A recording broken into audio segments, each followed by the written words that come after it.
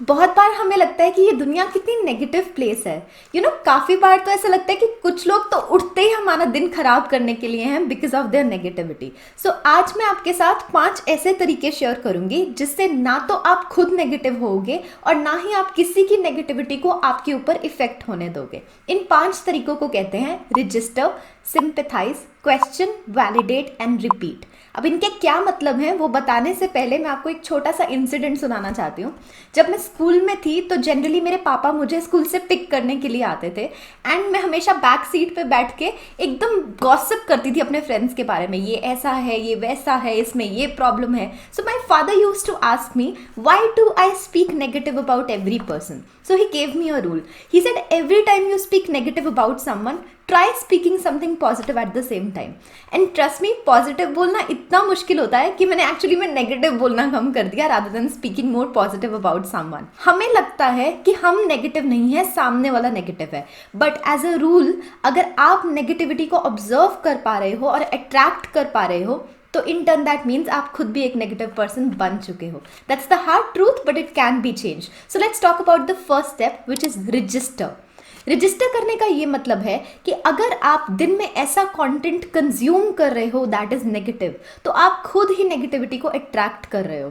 To give you an example, जब मैंने ये चैनल बनाया था तो there is a like percentage option there जहां मैं हर वीडियो के लाइक्स और डिसलाइक्स को देख सकती हूँ। तो मैं हमेशा कॉन्शियसली डिसलाइक्स की तरफ ध्यान देती थी। इनफैक्ट मैं नेगेटिव कॉमेंट्स को सीक करती थी in the comment section and कोशिश करती थी चेक करने का कि कोई नेगेटिव तो नहीं बोल रहा। अगर all the time I am thinking of negative things, I'm gonna attract negative things in return. That is very obvious and that's what happened too. आपको पता है बहुत सारे लोगों ने कोविड में न्यूज़ देखनी क्यों बंद कर दी थी? Because the negative news was in turn making their mindset negative. That's the same thing जो आप करते हो जब आप डेली रूटीन में लिंक्डइन को स्क्रॉल करते हुए किसी भी पोस्ट के कमेंट सेक्शन में जानबूझ के इंजॉय करते हो जब एक दूसरे के साथ लोग आर्ग्यू कर रहे होते हैं। Don't you do that, like don't you try looking at the comment section of various social media posts just in order to seek negativity. आप ये unknowingly करते हो but उसका इफेक्ट आपके ऊपर multiple times होता है। So there are 2 ways to stop this. First of all, you register. You consciously see whenever you are seeking negative comment or looking forward to arguments in the comment section. Secondly, if you observe yourself watching something that's negative or consuming negative content, you consciously decide to also watch something positive. That's very similar to what my father recommended to do.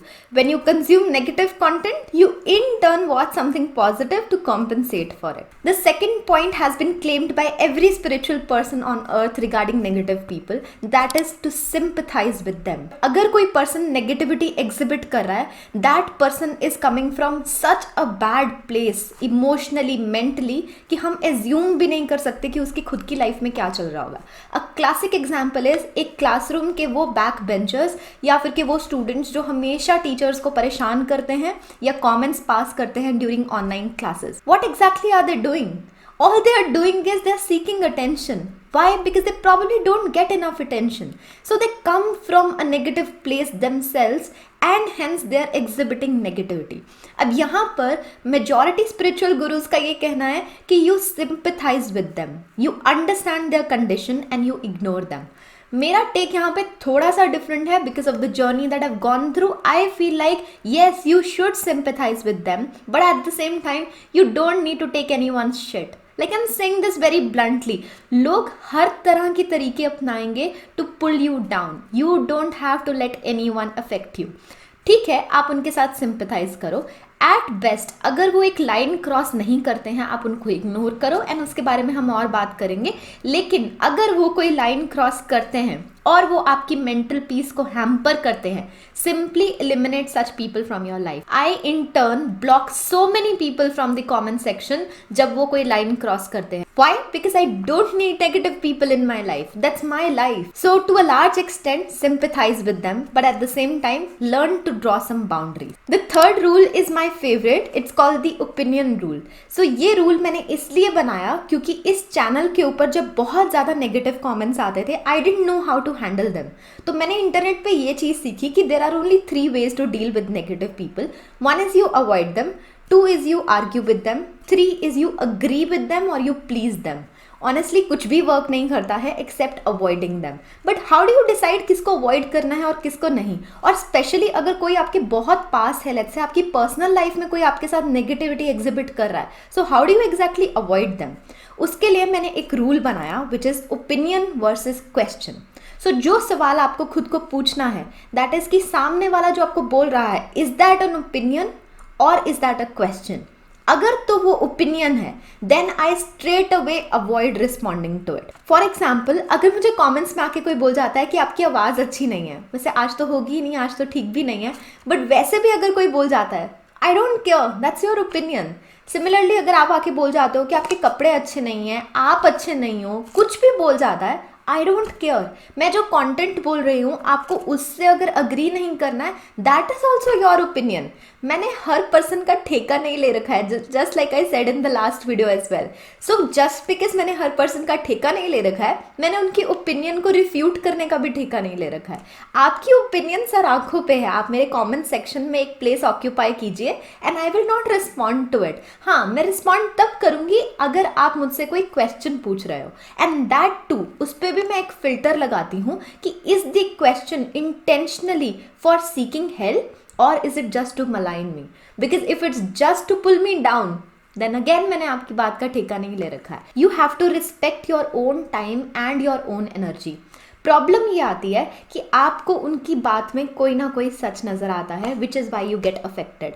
वहाँ पर एक filter आप और लगा सकते हो opinion के under, which is there any truth in what the person is saying? तो मैं अपने आप को उस चीज़ का जवाब दूंगी, उस पर्सन को उस चीज़ का जवाब नहीं दूंगी, और उस आंसर से मैं अपने आप के लिए एक फीडबैक जनरेट करूंगी जिससे मैं उस पर वर्क कर पाऊँ, बट उस पर्सन को जवाब देने के लिए मैं लायबल नहीं हूँ। The fourth point is slightly difficult for me to explain, but अगर ये किसी की भी समझ में आ जाता है तो दैट्स ग्रेट, बिकॉज जो स्टोरी मैं शेयर करने वाली हूँ it's very embarrassing for me honestly. So ये मेरे कॉलेज टाइम की बात है। There used to be a person in my class and she generally just casually one day said to me कि आपके हेयर स्टाइल ना इस तरह अच्छा नहीं लगता है, if you do this hair style it will look much better. Coincidentally थोड़े दिनों बाद I took a hair cut and उसके कारण मेरा हेयर स्टाइल वैसा ही हो गया the way she recommended it to me. So थोड़े दिनों के बाद when I came in front of her, she was like, मैंने कहा था ना कि इस तरह से ज़्यादा अच्छा लगेगा, पिछला वाला बिल्कुल अच्छा नहीं लग रहा था। So I out of feeling negative ended up saying to her कि ये मैंने तुम्हारे लिए नहीं किया है या तुम्हारे कहने की वजह से नहीं किया है, I wanted to do it, hence I did it. You don't reply to people if you self-validate yourself, if you are secure inside। ये एक इनसिक्योर पर्सन की निशानी है। अगर आप किसी को जस्टिफाई करने के लिए जा रहे हो, दैट मीन्स आपको उनसे फ़र्क पड़ता है।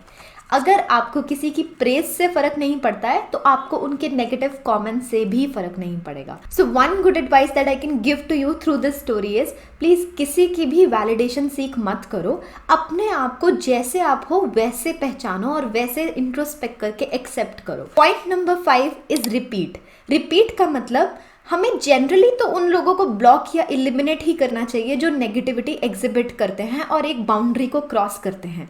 लेकिन जब हमें अवॉइड करने के लिए कहा जाता है तो उस प्रोसेस में ऑफ कोर्स हम उनके कहने के बाद उन्हें अवॉइड कर सकते हैं, बट उन्हें कहने से रोकना इज़ वेरी डिफिकल्ट। तो इस चीज़ के लिए मैं आपको एक आइडिया देना चाहती हूँ विच इज़ रिपीट। रिपीट का मतलब कम अक्रॉस सच इंस्टेंसेस जहाँ कोई आपको नेगेटिविटी एग्जिबिट कर रहा है बार बार।